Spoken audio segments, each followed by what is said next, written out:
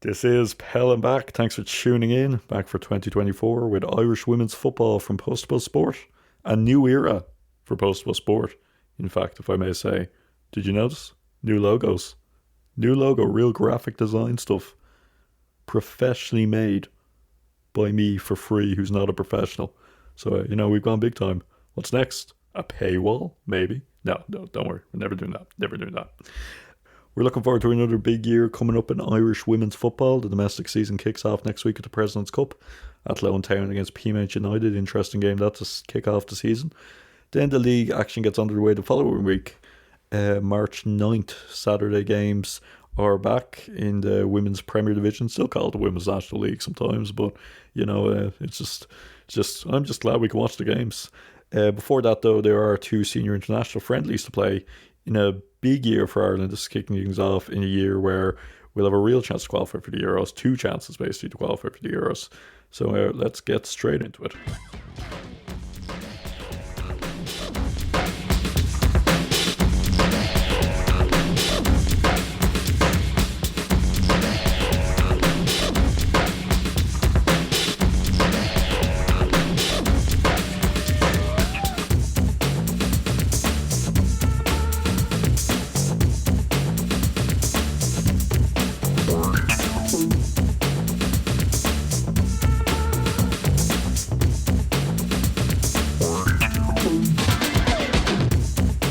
Jessica Farry with us now.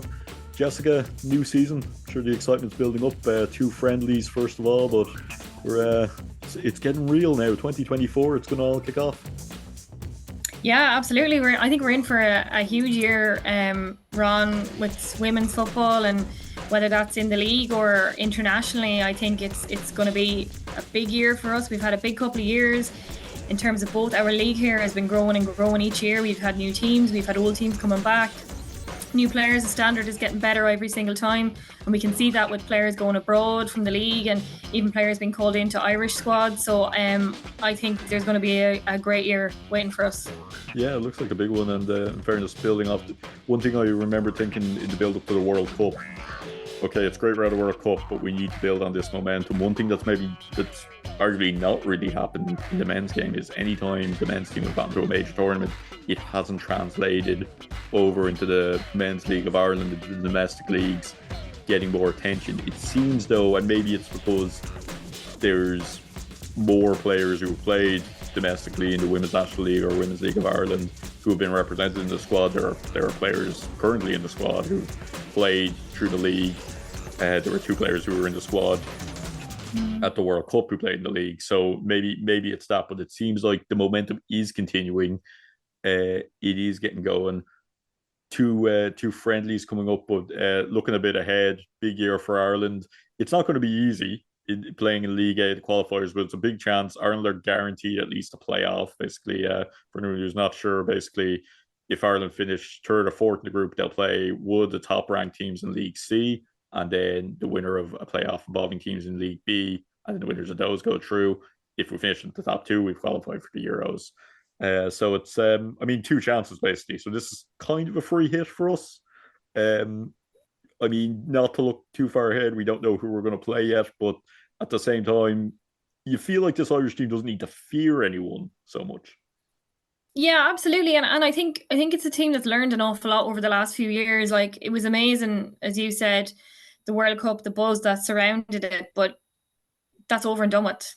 Like that's over. That's in the past now. It was fantastic to be there, but you have to build on that from here on in. And if you want to grow women's football here, and every other country is thinking the same thing, they're looking at that saying, "Oh, wasn't it great that we were there?" But now we want to qualify for, whatever continental tournaments they may have. So now you're looking at the Euros and you're thinking, yeah, as you said, we think we're in with a good shout, and we probably are. But there's a lot of football to be played. We don't, as you said, we don't actually know the group and all that who we're playing yet, but I would be fairly confident. I think the difference with Ireland in the last couple of years is that we have a lot of players who are used to playing in big games, like a lot of big game experience, a lot of pressurized game experience, if you like. It's a phrase I've just invented, but you know what I mean? Like, games of huge pressure, and there's a lot more players now who are used to that, used to playing in a pressurized environment. We have players playing at a higher standard, and the number of players we have playing at the top is getting bigger all the time, and I think that's going to stand to us as we go for the Euros now. And like, yeah, it's going to be a big year, but given how far we've come in the last couple of years, I would be nearly expecting us to do well, shall we say? I would be nearly expecting us to qualify. I mean, I don't want to count my chickens just yet, but considering how close we were the last time, you're kind of thinking, okay, hopefully this time we get it done and we qualify. So we're leaning towards a particular side of the fence while not overcommitting. But yeah, in fairness, like when you look at the World Cup, I mean, it was in a way, I think I think a lot of people were saying, I know we were on this show, getting to the World Cup was the big step. And at the end of the day, of course, we're in the group without. We always are. It's the way it goes. That's Ireland at major tournaments for you. But you know, it was a big step getting there, and it was kind of about put on a good show, put in a good performance. We did put on 3 good performances. Probably a bit disappointed in the end that we weren't in the mix to qualify at the last game, and that in itself shows how far we came. But when we look at it, like Australia, we lost to a penalty that was a penalty, but a bit unlucky penalty. I mean, it was kind of an unfortunate one rather than a stupid foul, and could well have gotten a goal back in that one. Canada, we were the better team for 45 minutes against the Olympic champions, who admittedly had their own problems. And then Nigeria, we matched a team that had been at more World Cups and major tournaments than us. So you know, we put in a good showing. And now under Ryan Gleeson, things just seem to be like we eased through that Nations League group at the end of the day. That was easy. I know there were certain journalists saying that we had no motivation or something, or this Irish team wasn't motivated. I don't know how much motivation you need, but in fairness, it was routine enough. Got through comfortably. I think only conceded about 2 goals in the whole thing. So like the standard that's been set, it's really important that we don't become a team that kind of nearly almost does well and we're grand. It's important we push on now and just start qualifying for things consistently, because that's how you really grow the game. When if we're at the next Euros and then the next World Cup we're in with it, we're at least competing, getting to the playoffs, and then the next Euros again we're getting into it. Then suddenly thinking long term, that's how you grow the game. Because if in a couple of tournaments time we haven't qualified again, then suddenly it's like, remember that time ages ago we qualified for a World Cup, and everyone's kind of forgotten about the women's game. Yeah, absolutely. And like as you said, like getting to the World Cup was kind of one step on the ladder, if you like. And the next kind of half step from getting to the World Cup was to be there, be competitive, and not be embarrassed or not be humiliated or anything like that. And again, completed that was done. Because I think like you can get to all the major tournaments you want, but if you don't play well, if you struggle, then you're kind of like, well, the enjoyment in that was qualifying. We didn't actually enjoy the tournament itself because you were getting whipped in all your games. But at least this wasn't the case this time. And you know, the bar is set now, and they've got to be at least, well, I'm not going to say they've got to be qualifying every single time, but you've actually got to be nearly qualifying for these competitions, be it the Euros, be it the World Cup, every single time. And like, I don't see why we couldn't aim for that, because as I said earlier, we've got a lot of players now who are playing at the top level, but we've gone from a squad that had a couple of superstars to having a few of them, and you're not just relying on 2 players to carry you in every single game. The team is definitely a bit more balanced now than what it would have been 4 or 5 years ago.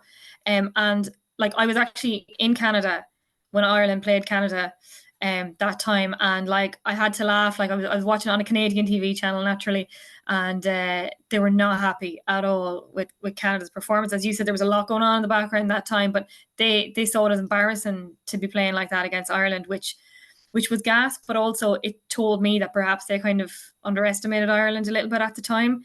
But I think those days are kind of over now. I think other countries are going to look at Ireland, and they're going to look at our starting 11 or the squad, and they're going to say, well, we know a lot of those players. God, they have like we do when we look at other countries, and whether it's the women's or the men's, and we see, God, we know all them because they all play in England or they play in France or wherever it may be. That's going to start happening with Ireland very soon. So I think Ireland have nothing to fear, and I think a lot of countries will fear Ireland as well. So it's all positive, and I do think we're on the up, but this is an important year, I think, and we have to continue that momentum from last year and just keep growing and keep improving. I think that's a good point about knowing the players. Even like fans who maybe watched the World Cup would tune in to one of these games and think, oh yeah, I know, I actually recognize, like lapsed fans of the WSL would know, oh yeah, I recognize these names. You'd be able to name an Ireland team now, whereas maybe a few years ago it'd be like, well, we're gonna have McCabe, O'Sullivan, someone else, and it's kind of it was Yeah. harder to kind of identify where the quality is. Now it's kind of a case of, we have that squad depth as well, and that's something we saw in the Nations League. It wasn't as daunting if, well, this player's not available, so who are we going to bring on? Who's going to actually score a goal for us? We have a few different goal scorers. We have a few different creative players. We have Mhm. that bit of squad depth. Um, Arguably, probably, and maybe I'm thinking of this because it's such the opposite in the men's game. Arguably, would have liked and maybe would like in these two playoffs see a different goalkeeper play because Courtney Roslin for me is the best goalkeeper we have available in the women's team. But you know, if something happened or injuries happen, suspensions happen, then you'd be a bit worried that we haven't seen a lot of either anyone else, whether it's Grace Maloney, Megan Wallace, Sophie Whitehouse, or anyone else who's available.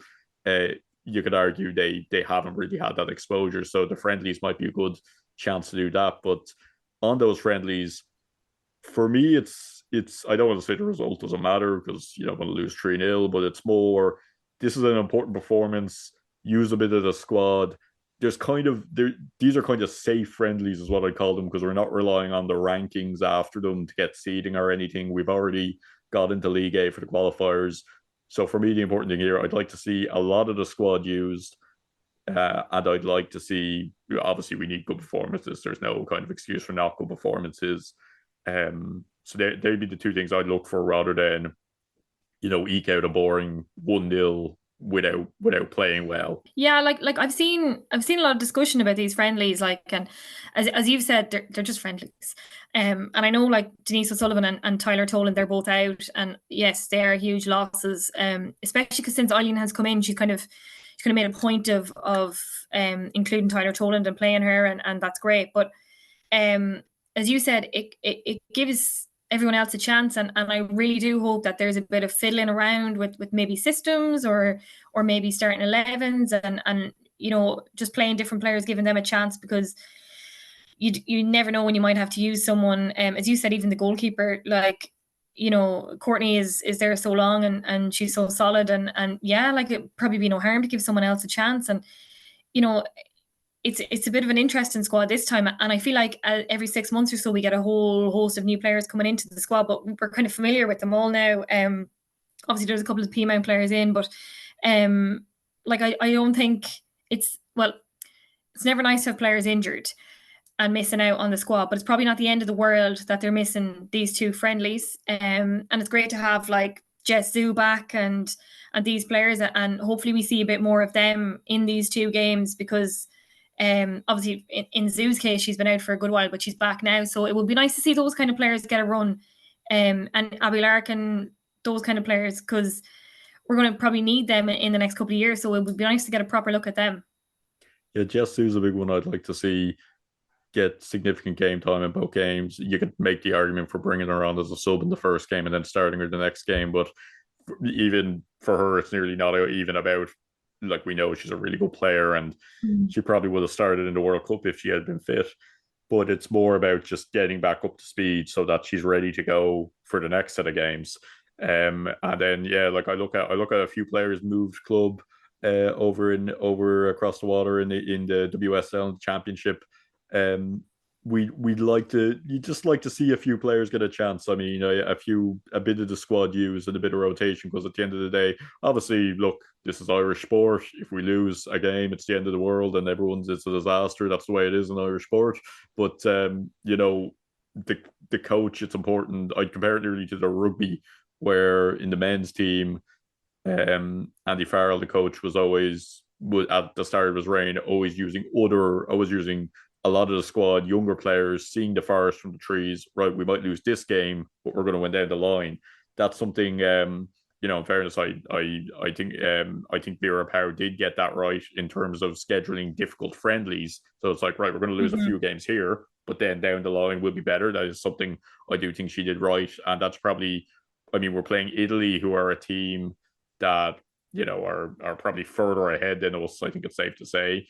And Wales, who, you could argue we should be beating. They were probably a few years ago, we were on the same level, but now we should be beating. So, it's two good games to play.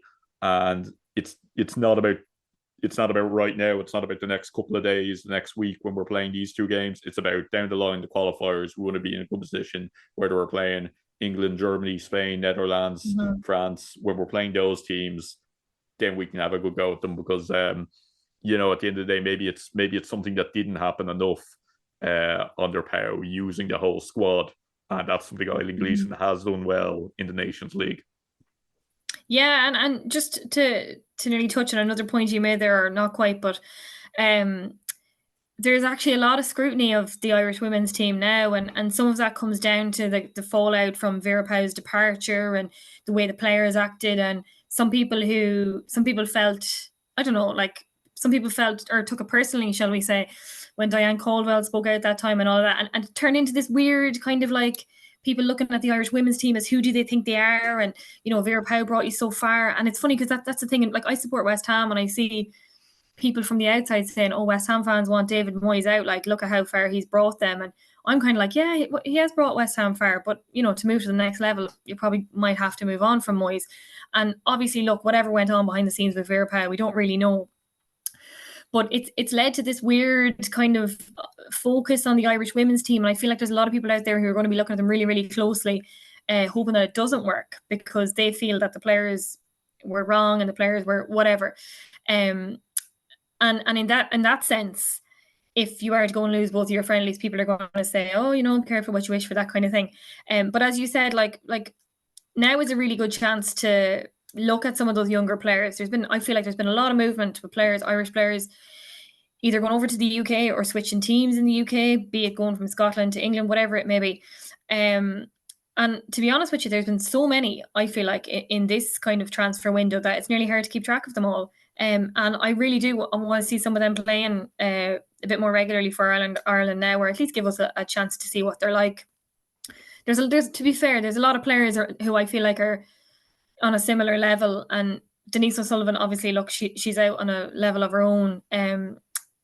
So you don't have a Denise O'Sullivan replacement, but it would be nice to see other players playing in that position and see where we go, because you can fiddle a little bit now with systems and fit players in somewhere where you think they may play, but you haven't had a chance to try to put them in there. So, injuries, again, aren't ideal, but they do give you a chance to do this, and they are too friendly. So why not experiment a little bit? You don't get too many chances to do it. And also international managers don't get a huge amount of time with their players. So you either do it now or you'll never get the chance to do a little bit of experimenting.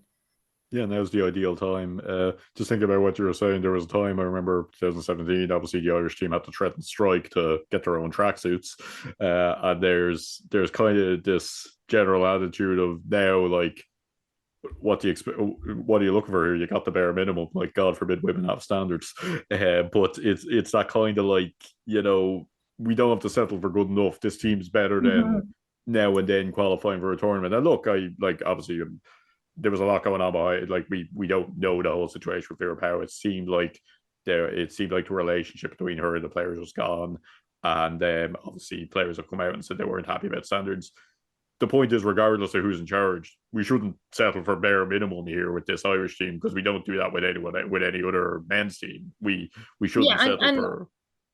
Yeah, go on. I also think that, like, there's an element of, like, Diane Caldwell, for example, came out and said what she said about the way things were under Vera Pauw, and she got a lot of stick for saying it. But I think we have to applaud the honesty, because footballers, be it someone playing for Barcelona or someone playing for like a League of Ireland First Division team, say they often just don't tell you the truth or what's going on, and for fear of repercussions. But Diane Caldwell came out and said what she said, and I think it was quite brave of her to actually do that, knowing the kind of the backlash she might get, and she did get backlash. But if players are coming out and saying we weren't happy with how things were and all that, then we have to listen and believe them, and say, okay, well, that's fine. Let's make sure they're looked after properly. Whatever went on, they weren't happy, and regardless of what went on, they weren't happy with, and irregardless of the rights and the wrongs of it, the players weren't happy, so something had to change, So yeah, look, you can't just accept mediocrity anymore, Yeah, and as you said, sometimes it's about going to the next stage. You mentioned a few transfers.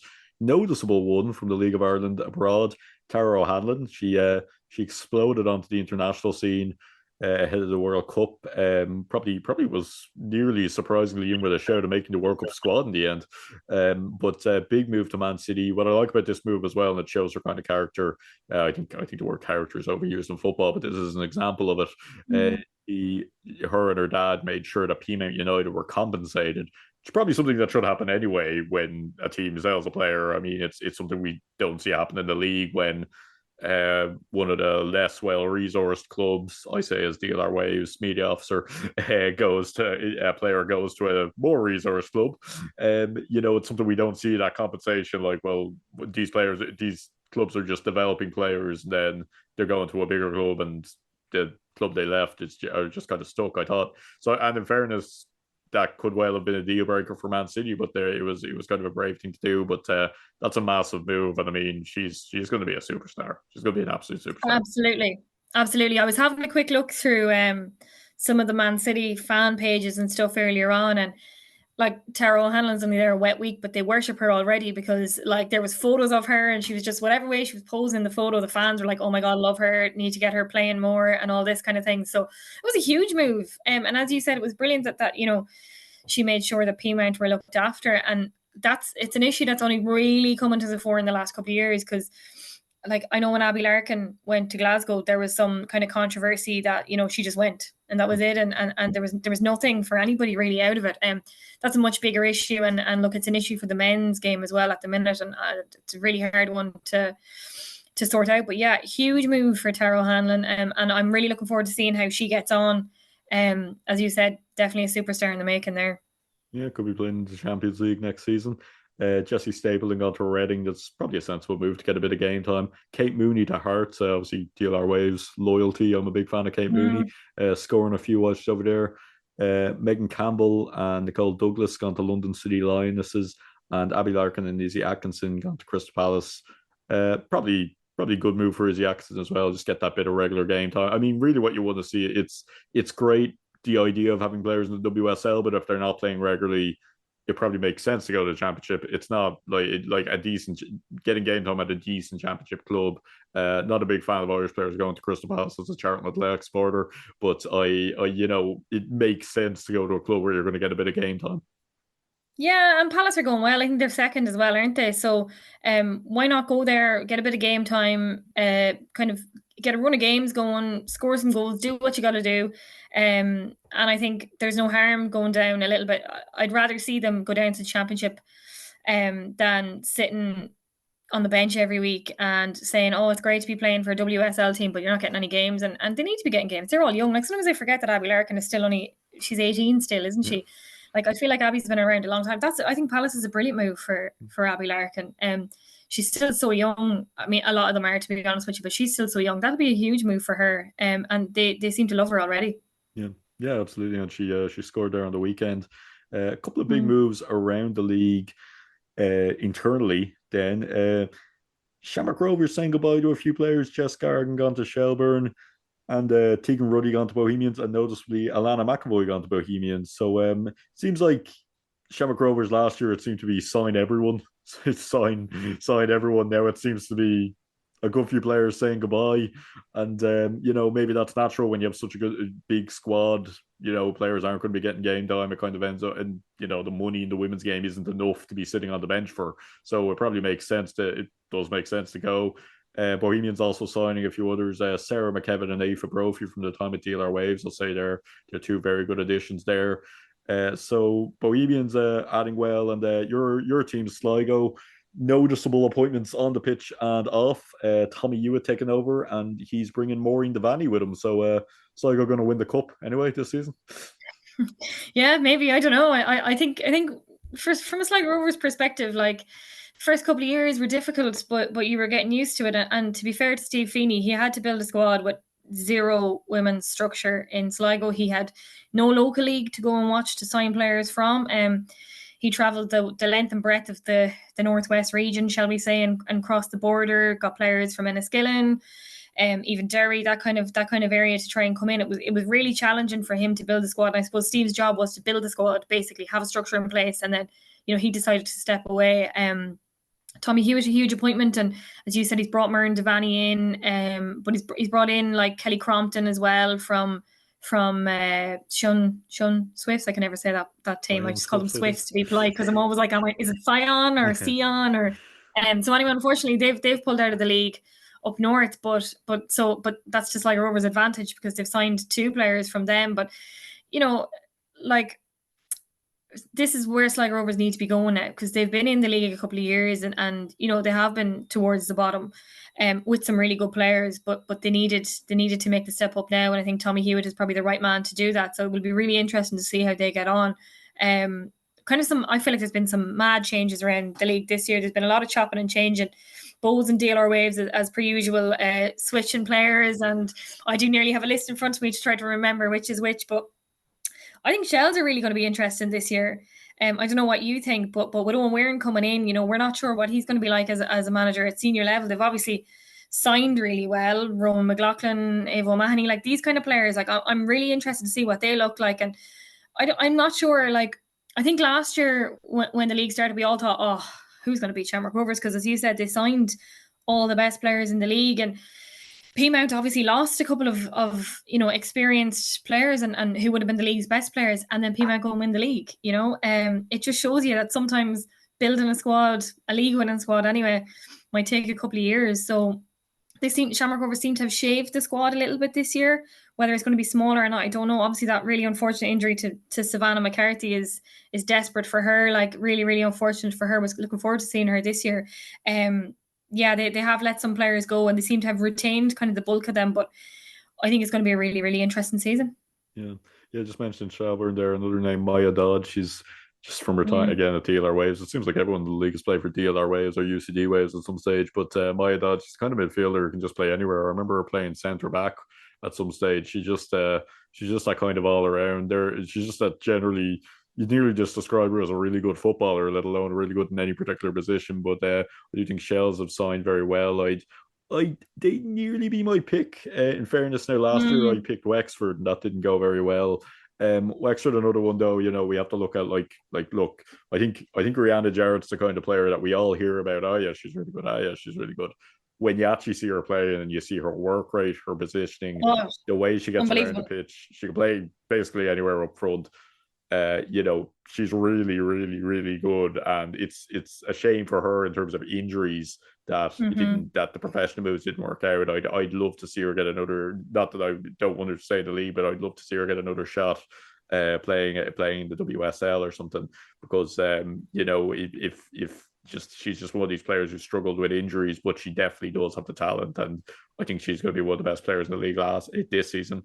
But it's an interesting one, because we kind of had last year, we kind of had that top 3 of Peamount, Shelburne, and Shamrock Rovers just ahead of everyone. There's this big middle ground of Athlone, Galway, Bohemians, Wexford. I expected Wexford to be in kind of a top 4, and then this bottom 4 of Treaty United, Sligo Rovers, Cork City, and DLR Waves. Now you're not so sure what that's going to be. The league, it seems a bit more fluid than that. I mean, being honest, I wouldn't be surprised if Cork City and DLR Waves are still in those bottom 4 positions. But at the same time, Tommy Hewitt's a very good manager taking over at Sligo. Treaty United have had a complete revolution nearly, and they're I was just going to say that to you, actually, because I think Dominic Foley has said he's taken over on a full-time basis. So at Treaty as women's manager. So like I'm thinking in my head, like full-time basis as women's manager, it sounds crazy. But that means that obviously, look, we know about the investment Treaty have had, and Ciara McCormick obviously is doing a brilliant job so far in trying to build up the women's side of things. But that makes them really, really interesting for the season ahead. And as you said, we're a bit unknown on them. And I think there's an awful lot of unknowns. Like Athlone, they've signed like Casey Howe, and we know she's a great player, but and Maddie Gibson has stayed, which is brilliant for them. But then on the flip side, it looks like Dana Sheriff has gone. I think I saw Extra Time reporting that Dana's gone to Switzerland. So she's a huge loss, So look, we're still not sure because the transfer window isn't closed yet or anything. But as you said, there's teams who look like they're going to be near the top, but then there's a bit of a blurred line, isn't there, between everyone else, because Wexford were kind of disappointing last year, but they could be amazing this year. It just depends, doesn't it? I think might be a little bit more of a level playing field this year. That's a good thing. I mean, we were talking about there before we started recording. I mean, you've been involved. You've been covering domestic football longer than me. But when I started kind of doing this regularly in 2019, it was very much Shells, Peas, and Wexford hammering everyone else the league. Galway were decent. Everyone else just be getting battered each week. Now, I mean, we're probably still you're gonna get the odd lopsided game that happens in any league. That happens in the men's Premier League, richest league in the world. But it's the thing that we're not going to be seeing we're not going to be seeing every week 6-7-0, and that's not a good look for the league. It's difficult to I know like as a commentator, and I'm sure you feel the same. It's difficult to cover those games even because you're like what do I even talk about here? But we're going to see better teams. It's the way football is. There are always going to be teams that are better than others, but we're not going to see that really lopsided, like massive score lines every week. It feels like.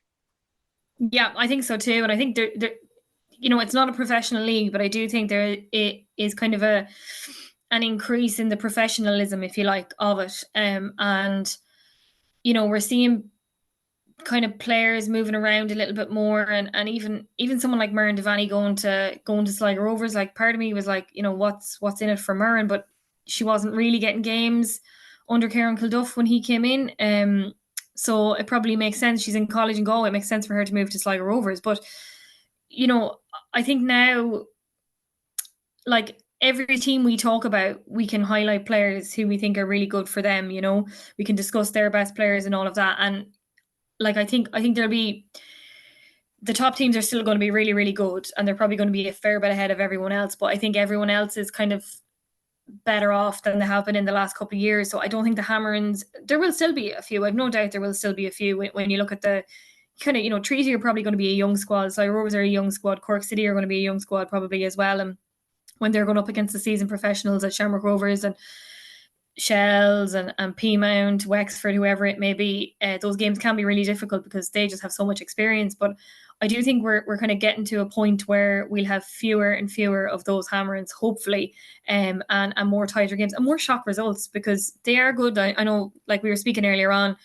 about when we did have shock results and how good it is for the league. I remember when Sligo Rovers beat Shelburne, it was live on TG Cahir, and it was in the same week that the men were in Europe, and it felt like the greatest week for the club, and kind of topped off by the women beating Shelburne. It was amazing. But there's nothing like a game like that, and people were talking about it, and that's what you need, is more shocks, because people will talk about it more then. Yeah, that's people talking about it, as you said, is really important. Before we let you go, can you tell us where we can get all your stuff on the Sligo Champion? It is sligochampion.ie or independent.ie/Sligo. Okay. You're welcome to give your own personal Twitter, X, Instagram, whatever you want, but I won't put you on the spot for it. My Twitter is really boring. First name, surname. That's it. You're obviously the first Jessica Farry to sign up. Yeah, thanks very much for coming on. Hopefully 2 good results. You were the first guest on Peil and Back this season, the new 2024 season, season 2 of the reboot of Peil and Back. So hopefully we chat to you a few more times during the season. You will, of course, Ron. Thanks a million for having me on. And it's at PostBuzzSport on X, Twitter, and Instagram, and postbuzz.sport.blog. Remember to subscribe to the podcast, available on Spotify, and also now available on Castbox, YouTube, and Google Podcasts.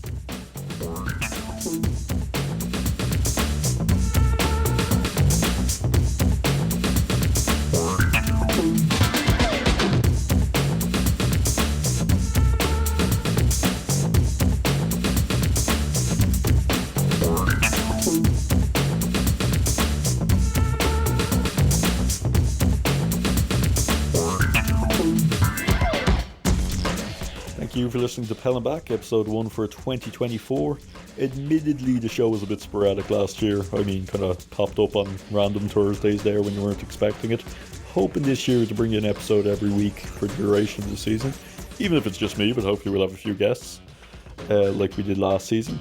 And remember, we want to hear from you throughout the year, so get in touch with us. anything to do with Irish women's football, if you want our opinions, if you want to give your opinion, if you want to ask a question to whoever we have on the show that week, just get in touch. We want to hear from you. We usually put up questions on our Instagram, which is postballsport, and there's a contact us page on postball.sport.blog, or at least there will be when we build up our website a little bit. I was just thinking there, because I was having a chat with Jessica there about when you see players live, like how good they are when you see them live, or how you notice more little things that you wouldn't see on TV, or if you're watching on LOI TV. I was over at the Emirates on the weekend. A bit of a game on, 60,000 and something fans in a massive stadium, record for a WSL game. Katie McCabe, I mean, you really see how good she is when you're watching her live. She knows to put a ball in, and my favourite thing about Katie McCabe is, and I'm not the only one who likes this about her, she knows how to get a yellow card without getting sent off.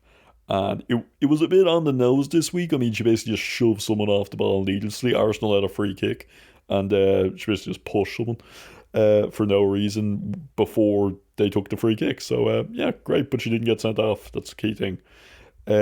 Really good game. Actually, really enjoyed it. And who knows, maybe we'll have that kind of atmosphere in the Aviva sometime, with a sold out Aviva for an international game or an FAI Cup final or something, maybe in a couple of years' time. Remember, you can follow Postable Sport on Instagram, and we're currently doing a bit of building work, as I said, on our website, postpost.sport.blog. So we're just kind of reinvigorating it, revitalizing. Postable Sport is having a complete midlife crisis. I hope you know that, because we have new logos, we're doing fancy stuff to our website, we have our podcast available on more than one platform now. So like it's a whole what happened, what next? We're gonna buy a big red sports car or something. But yeah, you can get the links on postpost.sport.blog to Spotify, YouTube, and Castbox, to our page there. Make sure you subscribe to whatever platform you choose to listen on, so you can get all the podcasts this year and you get notified about it. A few different podcasts going on this year. So we have our World Women's Magazine football show. So women's football all over the world, Vanishing Foam Monthly, already 2 episodes out. So that'll be out the first Friday of each month. And for World Men's Football as well, Back at the Net, 2 episodes of that out so far too. And new episodes come in the first Tuesday of each month. So we kind of just round up general issues, whether it's women's football, men's football. Those are 2 separate shows. And we just, we'll talk about absolutely anything all around the world. It's not just, doesn't have to be anything to do, it doesn't have to be based in Europe. So again, if you want us to talk about anything in particular, get in touch. I want to hear from you. And absolutely give us your opinions. If you disagree with something we say, might not read it out if you disagree with what I say, but certainly if you disagree with whoever else I have on the show, absolutely will read it out. And coming soon as well, we'll have an Irish men's football show. You may actually know that Peil and Back in its original incarnation, it originally started as an Irish Men's League of Ireland show. This was around the time Soccer Republic got cancelled. So we were like, oh, let's do a bit of something here. It was kind of the first time we had a consistent podcast, because we've been going kind of since 2015, on and off various different platforms. But then 2019, we started doing that, and then it just gradually turned into Irish football in general, and now it's a purely Irish women's football show. But we will have an Irish men's show, and plan is either side of the international break, 1 episode before, 1 episode after, talk about domestic action, talk about the international side. If the international side ever gets a manager, maybe they will by the time you're listening to this. But again, we'll just League of Ireland, FAI Cup, everything else there, and to have a few episodes of that going on. So do keep an eye on our Instagram and Twitter for that kind of thing to keep up to date with that. As well, if you're a fan of rugby union, which you might hear me now and then on Harping on Rugby's podcast, we're going to have the odd episode up about rugby throughout the year, maybe every now and then, just covering Irish rugby in particular. And of course, Peil and Back, out every Thursday. All you need to know about Irish women's football. We're going to try cover everything: players abroad, players over at home, the league here, international side, every single thing. And hopefully by the end of the year, we'll be talking about heading to the Euros. So thank you for tuning in, really appreciate it, and hope to talk to you next week, next Thursday. And please remember to subscribe, and if you like the podcast, give it a share. Thanks for listening, enjoy the football.